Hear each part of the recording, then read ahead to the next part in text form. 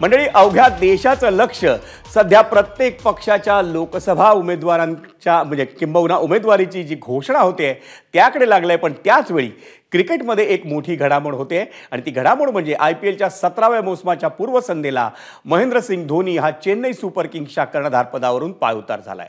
आणि विशेष म्हणजे पुण्याचा मराठमोळा शिलेदार ऋतुराज गायकवाडची धोनीचा वारसदार म्हणून चेन्नई सुपर किंग्सच्या कर्णधारपदी नियुक्ती करण्यात आली आहे।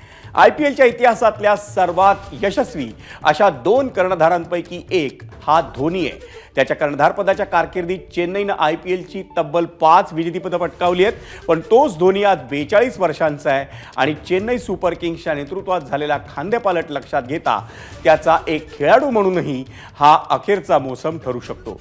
वास्तविक धोनीनं 2022 सालच्या IPL आधी चेन्नईच्या कर्णधारपदाचा राजीनामा दिला होता।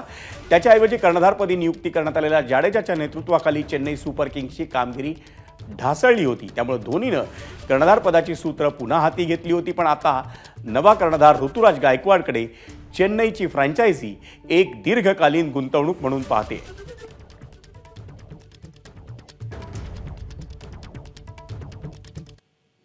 म्हणजे चेन्नई सुपर किंग्सच्या कर्णधारपदी ऋतुराज गायकवाडची निवड का झाली हे पाहूया ग्राफिक्समधून।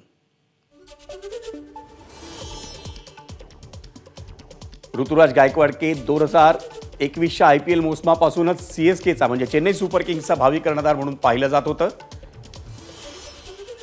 2021च्या IPL मोसमात ऋतुराजनं चेन्नईसाठी सर्वाधिक 635 धावांचा रतीब घातला होता। त्या मोसमापासून ऋतुराजनं चेन्नईसाठी सातत्यानं धावांचा डोंगर उभारला।